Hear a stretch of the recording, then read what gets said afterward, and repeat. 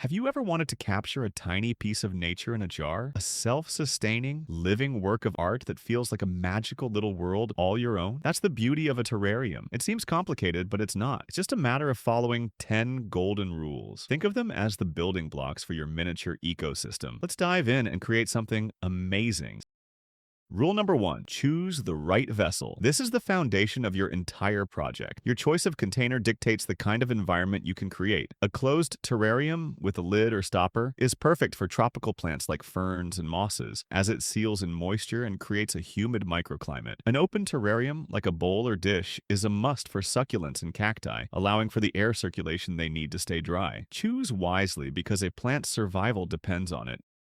Rule number two, don't skip the drainage layer. Your terrarium has no drainage holes, so this layer is its life support system. A base of pebbles, gravel, or mica creates a reservoir for excess water. This prevents the soil from becoming a soggy, suffocating mess, which is the most common cause of root rot. Without proper drainage, your plants are destined to drown. Rule number three, use activated charcoal for a healthy environment. This is your terrarium's secret weapon. Over time, moisture and organic matter in a closed container can lead to unpleasant odors and mold. A thin layer of activated charcoal acts as a natural purifier, filtering out toxins and keeping the air clean and fresh. It's the invisible guardian of your ecosystem.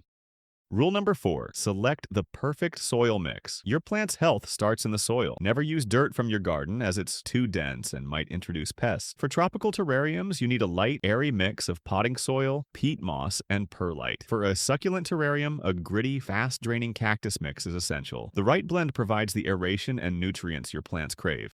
Rule number five, build a community of compatible plants. Just like people, not all plants get along. Placing a desert cactus with a moisture-loving fern is a recipe for disaster. The plants in your terrarium must share the same light and humidity requirements to thrive. Stick to a theme. Group tropical plants that love humidity together, and place arid plants in a separate, open terrarium.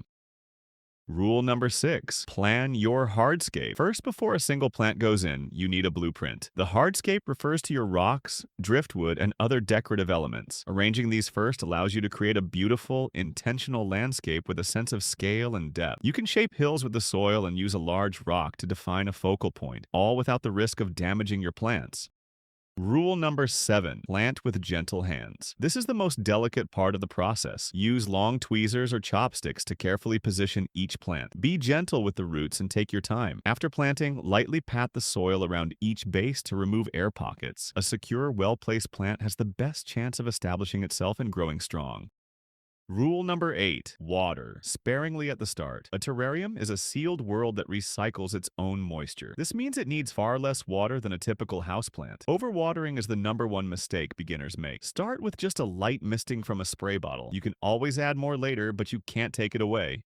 Rule number nine, find the right spot for the right light. Your terrarium needs bright, indirect light. Think of a spot near an east or north-facing window. Never place your terrarium in direct sunlight. The glass acts like a magnifying glass, and the intense heat will turn your beautiful little ecosystem into a miniature oven, cooking your plants in a matter of hours.